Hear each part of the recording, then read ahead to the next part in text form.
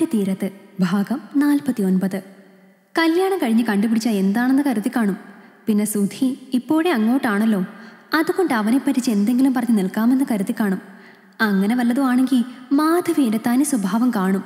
സതി എന്തോ ഉറപ്പിച്ച് എന്നതുപോലെ പറഞ്ഞിരുന്നു. അമ്പലത്തിലേക്ക് രണ്ടുപേരും ഒരുമിച്ചാണ് പോയത്. മേരിയുടെ മുഖത്ത് ഒരു സന്തോഷമില്ല എന്നത് സുധി ശ്രദ്ധിച്ചിരുന്നു. പല കാര്യങ്ങളും പറഞ്ഞ് അവളെ സന്തോഷിപ്പിക്കാൻ അവൻ ശ്രമിക്കുന്നുണ്ട്. എങ്കിലും ആ മുഖത്ത് നിറഞ്ഞു നിന്നത് വേദന തന്നെയായിരുന്നു. താൻ ആ രാവിലത്തെ വിഷയം കളഞ്ഞില്ലേ? അവസാനം അവൻ അവളോട് നേരിട്ട് ചോദിച്ചു. ഞാനത് മറന്നു സുധിയേട്ടാ. പിന്നെന്താ ഒരു വിഷമം പോലെ? ഒന്നുമില്ല, വെറുതെ, ഒരു ചിരിയോടെ അവൾ പറഞ്ഞു. അല്പം ചന്ദനമെടുത്ത് അവളുടെ നെറ്റിയിലേക്ക് തൊട്ടുകൊടുത്തു അവൻ. വിഷമിക്കാതിരിക്കടോ, നമ്മളിന്ന് തൻ്റെ വീട്ടിലേക്ക് പോവല്ലേ?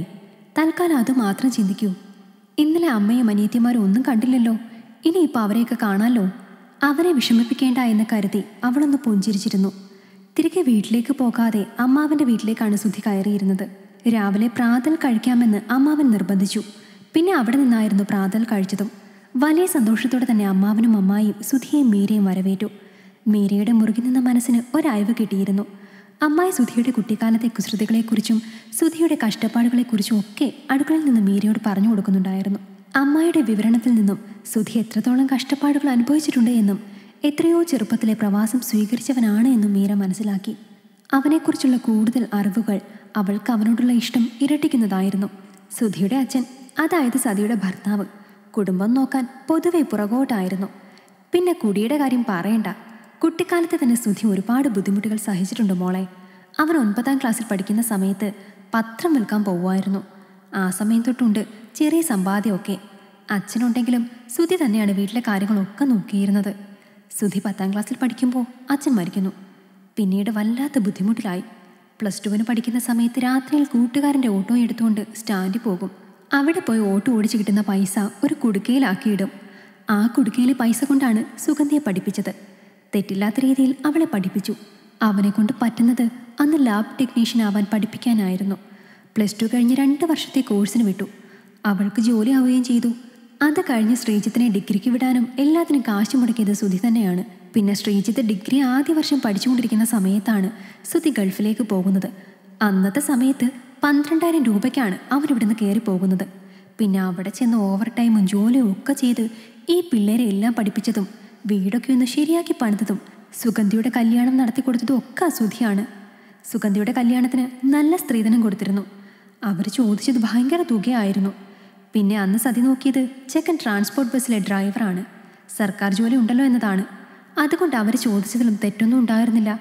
പക്ഷെ ആ വിവാഹബന്ധം വേണ്ടെന്ന് ഇവിടെ അമ്മാവനാവുന്നത് പറഞ്ഞതാ.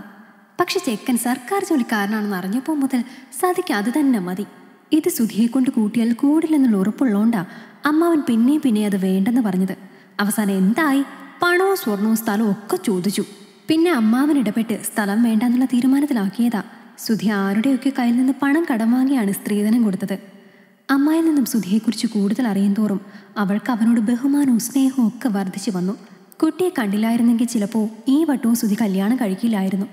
അവന് കുടുംബം എന്നുള്ള ഒറ്റ ചിന്ത മാത്രമേ ഉള്ളൂ മോളെ. ആദ്യമായിട്ടാണ് അവൻ അമ്മാവനോട് ഒരു കാര്യം ആശയോടെ പറയണത്.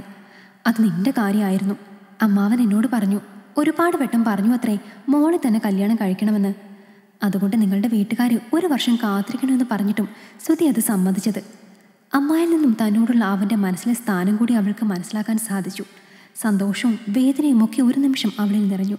തന്നോട് തന്നെ അവൾക്ക് വെറുപ്പ് തോന്നിയിരുന്നു. അത്രമാത്രം തന്നെ സ്നേഹിച്ച ഒരുവനെ എത്ര നാൾ താൻ അകറ്റി നിർത്തി. അവൻ്റെ സ്നേഹത്തെ താൻ അവഗണിച്ചു. മീരെ, നമുക്കിറങ്ങിയാലോ? സമയം ഒരുപാടായി. സുധി വാതിക്കൽ വന്ന് വിളിച്ചപ്പോഴാണ് അവൾ ചിന്തകളിൽ നിന്നും ഉണർന്നത്. അരികിലേക്ക് ചെന്ന് ആ നെഞ്ചിലൊന്ന് ചേർന്ന് നിൽക്കാനാണ് ആ നിമിഷം അവൾക്ക് തോന്നിയത്. ഊണ് കഴിച്ചിട്ട് പോയാൽ പോരെ മോനെ? അമ്മായി ചോദിച്ചു. വേണ്ട അമ്മായി, നേരത്തെ അങ്ങ് പോയേക്കാം. ഇയാളുടെ മൂഡൊന്ന് റെഡിയാവട്ടെ എന്ന് കരുതിയാണ് ഞാൻ ഇങ്ങോട്ട് കൊണ്ടുവന്നത്. രാവിലെ അവിടെ ചെറിയമ്മ വന്നിരുന്നു. എന്തോ ചെറിയൊരു ഡയലോഗ് പറഞ്ഞ് മീര കംപ്ലീറ്റ് മൂഡ് ഓഫ് ആയിപ്പോയി.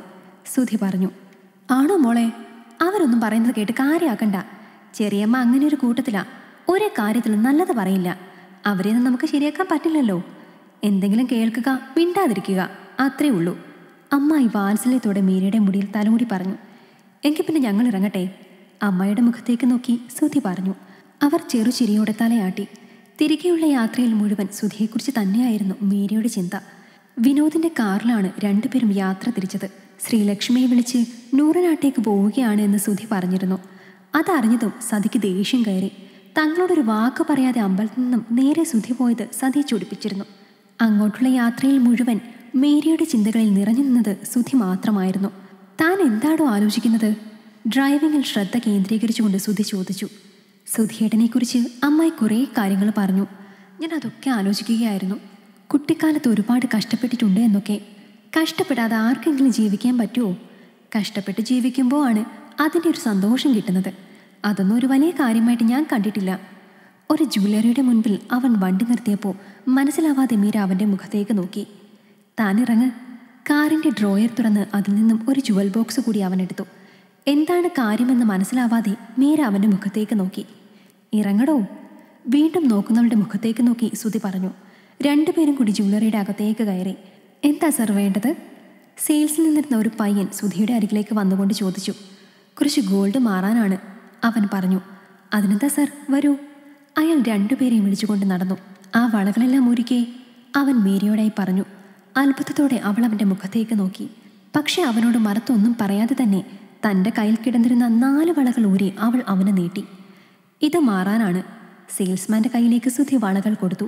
സെയിൽസ്മാൻ അതിൻ്റെ വെയിറ്റ് നോക്കി. ഇതെല്ലാം കൂടി 2 പവൻ അടുപ്പിച്ച് വരുന്നുണ്ട് സാർ. ഇതൂടി നോക്ക്. അവൻ തൻ്റെ ജുവൽ ബോക്സിൽ നിന്നും ഒരു ചെയിനും 2 മോതിരങ്ങളും നീക്കി വെച്ചു. മീര അതിലേക്ക് നോക്കി. കല്യാണത്തിന് അമ്മാവൻ അവൻ്റെ കയ്യിൽ ഇട്ടുകൊടുത്ത സ്വർണ്ണ ചെയിനാണ്.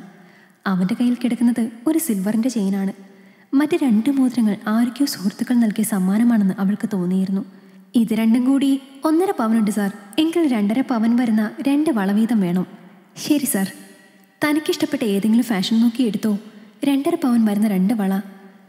അതിൻ്റെ ആവശ്യമൊന്നുമില്ല സുധിയേട്ടാ, അവൾ പറഞ്ഞു. താൻ തൽക്കാലം ഞാൻ പറയുന്നത് അങ്ങോട്ട് കേട്ടാൽ മതി. ഇനിയിപ്പോൾ എൻ്റെ കൊച്ചു വളയ്ക്ക് കട്ടിയില്ലാത്തത് കൊണ്ട് ആരുടെ മുന്നിലും കൊച്ചാവാൻ നിൽക്കണ്ട.